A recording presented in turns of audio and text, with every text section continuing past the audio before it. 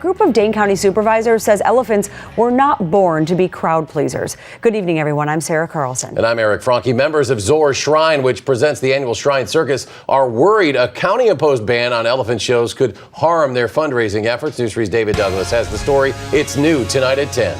Yeah, Eric, the change would apply on county-owned property. The money raised at the Shrine Circus does not go to Shriners' hospitals and clinics. It is the only fundraiser members do to pay office staff and the light bill. And without the top billed attraction, the group feels its charitable success would be precariously perched on a ball.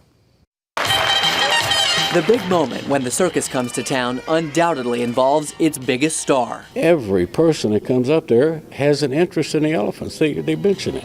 Circus promoter Bob Sands says the Zoar Shrine has been bringing this three-ring entertainment to Madison for 57 years. How do you have a circus without a performing elephant? But it's exactly what critics say the show shouldn't have, and a proposed update to a Dane County ordinance could prohibit pachyderms from performing. Most of their life is spent in very bleak, dismal surroundings. Rick Bogle with Alliance for Animals objects to the way he says elephants are trained and housed. In some cases, we're keeping them chained for 16, 18, 20 hours a day in place, usually flat-footed on concrete.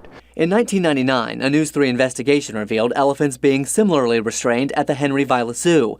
The practice is accepted, but the Association of Zoos and Aquariums, which accredits zoos, said at Vilas the elephants spent too many hours a day in shackles.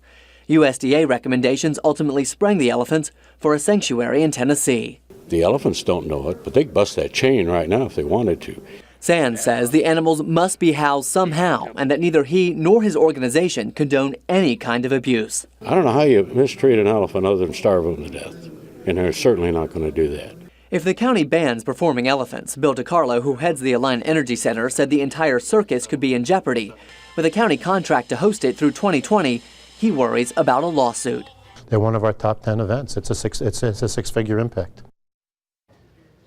The George Carden Circus, which is contracted by Zoar Shrine to provide its show, was cited last March by the USDA for failing to provide adequate veterinary care for 3 elephants. The inspection prompted by the report of concerned citizens who attended the Madison show.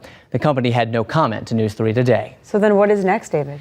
Well, the whole issue is going to move to a January 10th Public Works meeting, Sarah. They postponed it to then. The Shriners are concerned if the rules would be in place in time for their February show, they could be saddled. Leaders say that's unlikely. One sponsor telling me she would advocate against any changes to affect their immediate upcoming show.